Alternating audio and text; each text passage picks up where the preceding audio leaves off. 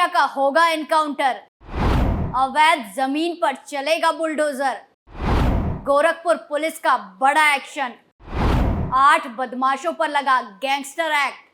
नमस्कार, capital TV में आपका स्वागत है और मैं आपके साथ प्रिया बिस्ट। अब वक्त हो चला है कैपिटल टीवी की खास पेशकश स्पेशल स्टोरी का। कहीं भी अपराध होता है तो सीएम योगी के बुलडोजर और एनकाउंटर एक्शन को याद किया जाता है।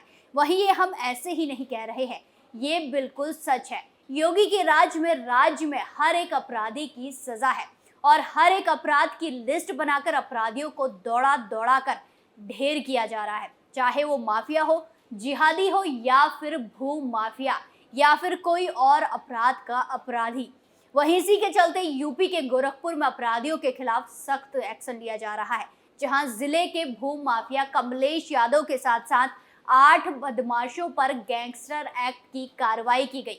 आज गोरखपुर पुलिस के इसी कड़े एक्शन पर बात करते हैं और जानते हैं क्या है पूरा मामला।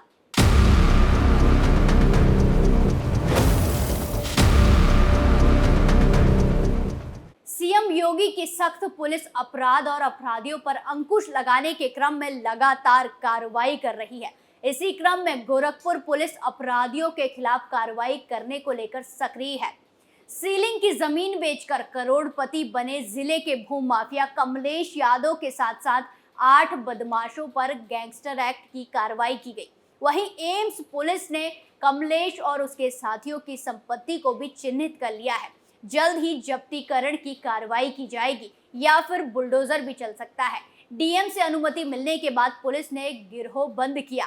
गिरोह का सरगना कमलेश यादव को बनाया गया है, जबकि और दीनानाथ प्रजापति और मनोज कुमार सदस्य बनाए गए हैं। कमलेश अभी जेल में है, जबकि पुलिस ने बुधवार को मनोज को गिरफ्तार कर लिया और दीनानाथ की तलाश शुरू कर दी है। बता दें कि अहिरवाती का कमलेश सेना में तैनात था।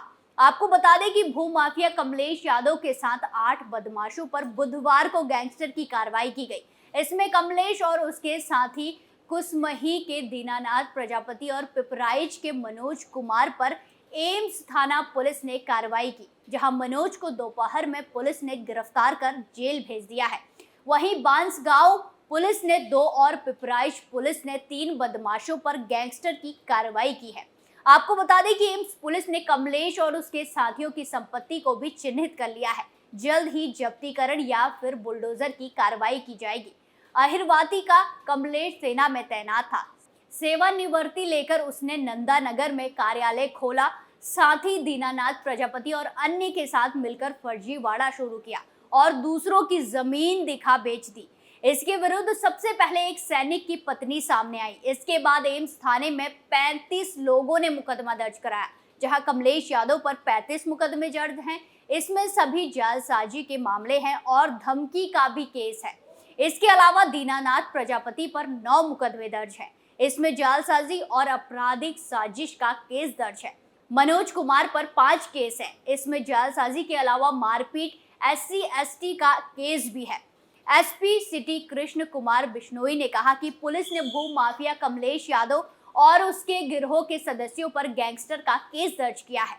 उसके 2 साथी जमानत पर बाहर हैं, जिसकी तलाश पुलिस कर रही है। अब गैंगस्टर एक्ट के तहत इनके अपराध से अर्जित संपत्तियों को भी जब्त किया जाएगा। जैसा हमने आपको पहले ही बताया कि सैनिक की पत्नी के सामने आने के बाद भू माफिया कमलेश और उसके साथियों का पूरा खेल सामने आया। वहीं इस मामले में पुलिस चोरी चोरा तहसील के सब रजिस्टर्ड चंद्रशेखर शाही तक को गिरफ्तार कर जेल भिजवा चुकी है। अब पुलिस ने चार्जशीट दाखिल करके गैंगस्टर की कार्रवाई की है। वहीं पुलिस रिपोर्ट में लिखा गया है कि गैंग का लीडर कमलेश यादव स्वयं व अपने गिरोह के अन्य 2 सदस्य के साथ आर्थिक, भौतिक व अन्य लाभ प्राप्त करने के उद्देश्य से सामूहिक रूप से एक संगठित गिरोह बनाकर गैंग बनाए हैं। सभी प्रतिरूपण और कटु रचना द्वारा धोखाधड़ी और गबन करते हुए अवैध तरीके से बेनामा करार संपत्ति हड़पने का अपराध करते रहते हैं। जहां अभी कमलेश जेल में है, पुलिस अलग अलग तहरीर पर केस दर्ज कर मामले की जांच कर रही है। वहीं अब तक कमलेश पर 35 मुकदमे दर्ज हो चुके हैं। 10 पहले ही दर्ज किए जा चुके थे। पुलिस जल्द से जल्द इन मुकदमों में चार्जशीट दाखिल करने की तैयारी में जुटी है, ताकि गैंगस्टर का केस दर्ज कर आगे की कार्रवाई की जा सके। एक बार भू माफिया के कारनामों पर गौर करते हैं, जिसके चलते वो आज जेल में बंद है।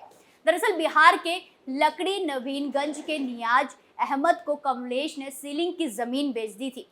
नियाज का कहना है कि उनको गोरखपुर में मकान बनवाना है। इसके लिए कमलेश यादव और अजय शर्मा की मदद से जमीन ली थी। जमीन का बेनामा भी इन लोगों ने करा दिया और रुपए ले लिए, लेकिन बाद में खारिज दाखिल की मांग करने पर टालने लगे। जांच के दौरान पता चला कि जमीन सीलिंग की है। बिहार के गोपालगंज की रहने वाली किरण देवी पत्नी संजीत ने भी कमलेश, दीनानाथ, शमशाद अली, कमलेश और दीनानाथ की पत्नी पर केस दर्ज कराया है। किरण का कहना है कि जमीन लेने के लिए कमलेश यादव ने सहयोग किया। अन्य लोग भी उसके साथ मिले। शीतलई ITI के पास जमीन दिखाई गई और बेनामे के समय स्टाम्प के साथ कुल 48,85,000 रुपए भेज दिए, लेकिन बाद में पता चला कि जमीन सीलिंग की है। रुपए वापस मांगने पर कई बार दौड़ाया गया। वहीं तीसरा केस गोरखनाथ के ललितपुरम निवासी अभिषेक कुमार जायसवाल ने दर्ज कराया है। अभिषेक की तहरीर पर पुलिस ने कमलेश यादव, दीनानाथ और अरुण कुमार के खिलाफ केस दर्ज किया है। अभिषेक का कहना है कि रुद्रपुर में जमीन दिखाकर उनके साथ जालसाजी की गई है। 21 जनवरी 2014 में सीलिंग की जमीन का बेनामा कराया गया था, लेकिन खरीद दाखिल नहीं हो पाया। वहीं पिपराइच और बांसगांव पुलिस ने अलग अलग मामले में गिरोहबंद होकर अपराध करने वाले 5 बदमाशों पर गैंगस्टर का केस दर्ज किया है। जानकारी के मुताबिक पिपराइच पुलिस ने गैंग बनाकर हत्या करने वाले गिरोह के 3 बदमाशों पर केस दर्ज किया। इसमें गुलहरिया के हरसेवकपुर निवासी अमर निषाद, सिद्धार्थ नगर के कठोलवा निवासी मोहम्मद उस्मान और गुलरिया के अहिरोली निवासी धर्मराज निषाद को गिरोहबंद किया है। बांसगांव पुलिस ने सावरगांव निवासी उदयवीर यादव और दोनखर निवासी उपवन सिंह को गिरोहबंद कर गैंगस्टर में कार्रवाई भी की है। ये गिरोह लूट और चोरी के अपराध करता है। यूपी सरकार में माफिया पर कार्रवाई लगातार जारी है। ये तो आपने मामला सुनकर जान ही लिया होगा। कहीं किसी के घर पर बुलडोजर चल रहा है, तो कहीं किसी अपराधी की संपत्ति जब्त हो रही है। वहीं ऐसा ही एक मामला 21 अक्टूबर को भी सामने आया था, जहां गोरखपुर जिले के चुला आताल थाना क्षेत्र के 3 गैंगस्टरों की संपत्ति जब्त की गई। इनकी कीमत लगभग 2 करोड़ 5 लाख रुपए आकी गई है। वरिष्ठ पुलिस अधीक्षक गोरखपुर द्वारा संगठित अपराधियों पर अंकुश लगाने और गैंगस्टर एक्ट के अपराधियों के खिलाफ चलाए जा रहे अभियान के क्रम में ये कार्रवाई की गई। बदमाशों ने जब्त की गई संपत्ति मारपीट, लूट, डकैती, हत्या और धोखाधड़ी का अपराध कर अर्जित की है। इस मामले में पुलिस अधीक्षक उत्तरी मनोज अवस्थी ने बताया कि जिला अधिकारी गोरखपुर के आदेश पर मोहरीपुर निवासी गैंगस्टर मनोज सहनी, मनोज चौहान और सुनील उर्फ बहादुर चौहान के खिलाफ गैंगस्टर एक्ट के तहत संपत्ति जब्तीकरण की कार्रवाई की गई। ये लोग अपराध से अर्जित धन से अपने और अपने परिजनों के नाम पर घर बनवाते थे। तहसीलदार सदर के द्वारा थाना अध्यक्ष चुलुआताल और थाना अध्यक्ष पीपीगंज की मौजूदगी में गैंगस्टरों के परिजनों के मकानों की भी जब्तीकरण की कार्रवाई की गई, जिसमें गैंगस्टर मनोज सहानी की लगभग करीब 50 करोड़ रुपए की संपत्ति, अभियुक्त मनोज चौहान की करीब 1 करोड़ रुपए और अभियुक्त सुनील उर्फ बहादुर चौहान की करीब 55 लाख रुपए की संपत्ति को जब्त किया गया है। इन सभी के खिलाफ जिले के 3 थाना क्षेत्रों में दर्जन भर मामले दर्ज थे। तो देखा आपने, उत्तर प्रदेश में योगी राज में बुलडोजर कानून की ताकत दिखाने और कानून का पालन करने वाले नागरिकों की भूमि संपत्तियों के साथ साथ सरकारी संपत्तियों को माफियाओं से बचाने के एक साधन के रूप में उभरा है। तो अब देखना यह है कि जो भू माफियाओं पर शिकंजा कसा है, उनकी अवैध संपत्तियों पर कब शिकंजा कसेगा और कब बुलडोजर की कार्रवाई होगी। इस स्पेशल स्टोरी में आज के लिए इतना ही। फिर पेश होंगे नए मुद्दे के साथ। बाकी तमाम खबरों के लिए देखते रहिए कैपिटल टीवी उत्तर प्रदेश। नमस्कार।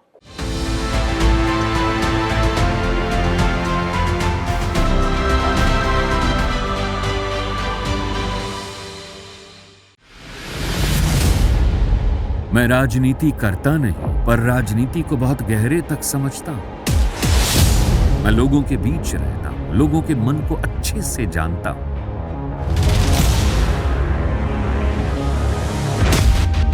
पब्लिक और पॉलिटिक्स की हर नब्ज को खूब पहचानता हूं। संघर्ष की सियासत से सत्ता के सिंहासन तक मैं हर खबर से खरा सच निकालता हूं। ना कोई दौड़, ना कोई race. Capital TV, Uttar Pradesh.